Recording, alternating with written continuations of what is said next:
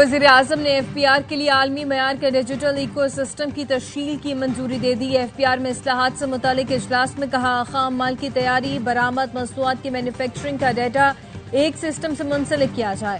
وزیر اعظم شہباز شریف تمباکو سیکٹر میں ٹیکس چوری روکنے کے لیے متحرک، تمباکو کی گرین لیف تھریشنگ اور سپلائی کا مکمل ریکارڈ رکھنے کی ہدایت۔ کہا غیر قانونی طور پر سگریٹ بنانے کے لیے تمباکو کی سپلائی مکمل بند کی جائے۔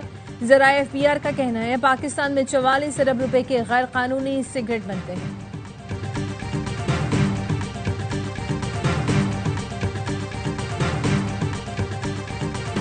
چینی کیوں مہنگی ہوئی؟ حکومت نے ملز مالکان اور ڈیلرز سے بحث پرس شروع کر دی۔ ذرائع کا کہنا ہے متعدد شوگر ملز مالکان اور ڈیلرز کو بیرون ملک سفر سے روک دیا گیا۔ پہلے مرحلے میں شوگر ڈیلرز کے نام ای سی ایل میں ڈالنے کے لیے کارروائی شروع کر دی گئی ہے۔ ریاستی عملداری چیلنج کرنے والوں کے ساتھ آہنی ہاتھوں سے نپٹا جائے گا۔ بھارتی اسپانسر دہشت گردوں اور ان کے سہولت کاروں کو انجام تک پہنچائیں گے۔ بلوچستان میں امن و امان سے متعلق اجلاس میں وزیر داخلہ محسن نقوی کا اظہار خیال۔ کہا دہشت گردی کے خلاف جنگ میں بلوچستان حکومت کی مکمل سپورٹ جاری رکھیں گے۔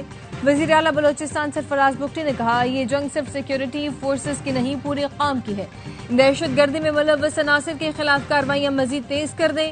وزیر اعلیٰ ہاؤس پہنچنے پر سرفراز بگٹی نے محسن نقوی کا استقبال کیا۔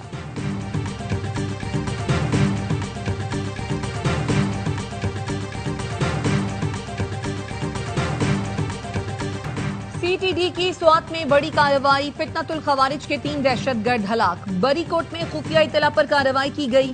9 مقدمات میں مطلوب ہلاک دہشت گرد اجمل اور بکاس کے سر کی قیمت 20 لاکھ روپے مقرر تھی۔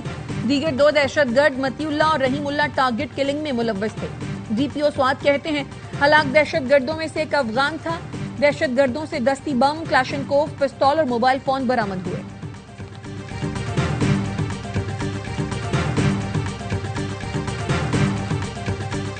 بھارت الزام تراشی بند اور اعتماد کی فضا بحال کرے۔ بھارت آج تک پہلگام واقعے میں پاکستان کے ملوث ہونے کی شواہد نہیں دے سکا۔ نائب وزیر اعظم اسحاق ڈار کا امریکی تھنک ٹینک سے اظہار خیال۔ کہا پاکستان لشکر طیبہ کو کئی سال پہلے ہی ختم کر چکا۔ بھارت سے مذاکرات کے لیے تیار ہے لیکن وہ جامع ہونے چاہیے۔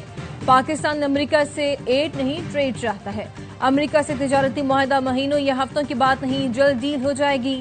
چین پاکستان کا اسٹریٹجک شراکت دار اور امریکہ دوست ہے۔ پاکستان نے ماضی میں امریکہ چین کے درمیان پل کا کردار ادا کیا، اب بھی کر سکتا ہے۔ پاکستان کی خارجہ پالیسی بلاک پالیٹکس نہیں، پاکستان کے امریکہ کے ساتھ مضبوط تعلقات ہیں۔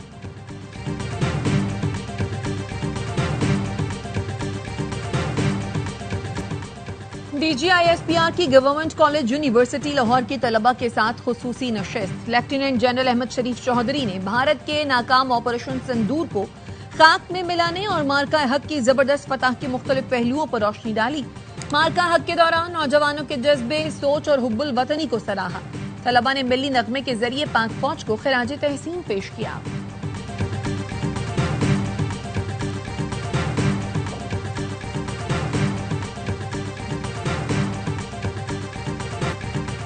سینیٹر فیصل وارڈا کی جانب سے معاملہ اٹھانے پر چیئرمین ایف پی آر کا بڑا اقدام۔ ایف پی آر کے افسر کو بروقت معطل کر کے نوکری سے برطرفی کی کارروائی کا آغاز کر دیا۔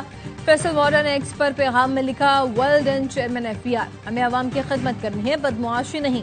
چیئرمین ایف پی آر، آپ ملک کے لیے بہت جلد ہی اچھے اقدام کرنا چاہتے ہیں لیکن جب آوے کا آوا بگڑا ہو تو تھوڑا وقت لگے گا۔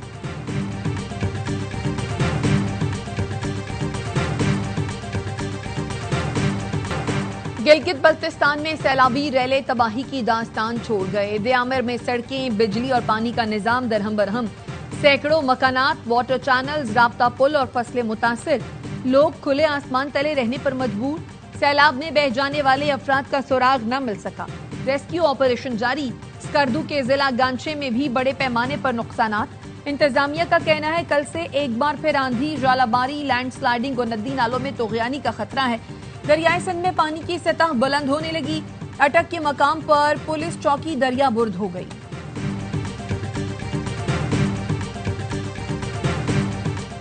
گورنر پنجاب کے خط پر وزیر اطلاعات پنجاب عثمان بخاری کا رد عمل۔ کہا آپ کو کھلا خط لکھنے کی ضرورت نہیں، معذرت کے ساتھ آپ کو ہر بار آپ کا آئینی کردار یاد کروانا پڑتا ہے۔ آپ نمائشی دورے کر کے فوٹو سیشن کے شوق پورے کیا کریں۔ हुकूमत पहले ही सैलाब से मुतासरा इलाकों में इमदादी सरगर्मियां शुरू कर चुकी। तमाम मामला कंट्रोल में है। गवर्नर पंजाब ने चकवाल, जहलम और हाफिजाबाद को आफत ज़दा करार देने का मुतालबा किया था।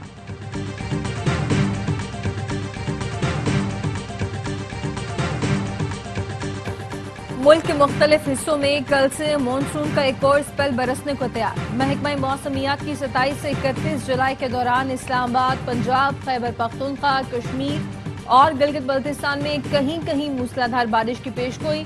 सिंध में 30 और 31 जुलाई को तेज हवाओं और गरज चमक के साथ बारिश का इम्कान। बलूचिस्तान में 29 जुलाई की रात से 31 जुलाई के दौरान शदीद बारिश मुतवक्के। नदी नालों में तुग़यानी और पहाड़ी इलाकों में लैंड स्लाइडिंग का खदशा।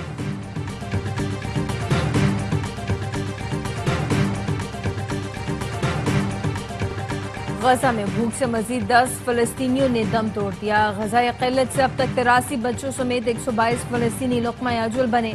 अस्पतालों में ज़ेरे इलाज बच्चों की जिंदगियों को शदीद खतरा। गजा में इसराइल की वहशियाना बमबारी भी जारी। 24 घंटों के दौरान मजीद 80 फलस्तीनी शहीद, 450 जख्मी हुए। मरने वालों में इमदाद के मुंतज़िर 10 अफराद भी शामिल। बरतानिया, जर्मनी और फ्रांस का गजा में फौरी इमदाद पहुंचाने और जंगबंदी का मुतालबा। मुशतरका बयान में इसराइल से कहा वो इंसानी बुनियादों पर इमदाद पहुंचाने की बिला रोक टोक इजाजत दे।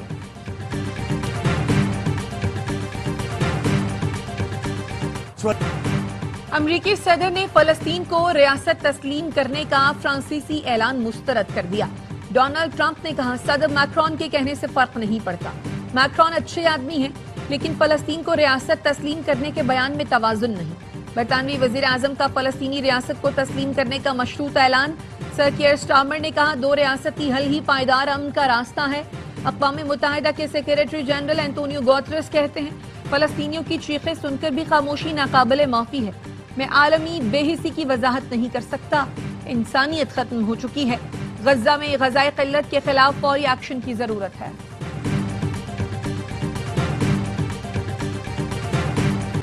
और क्रिकेट एशिया कप के इनेकाद में तमाम रुकावटें दूर। ज़राए का कहना है भारतीय बोर्ड को मोदी सरकार से एशिया कप खेलने की इजाजत मिल गई। इवेंट में 8 टीमें शिरकत करेंगी। मैचेस 10 से 28 सितंबर तक दुबई और अबू धाबी में खेले जाएंगे। मैचेस के शेड्यूल का ऐलान 1 से 2 रोज में मुतवक्किल है।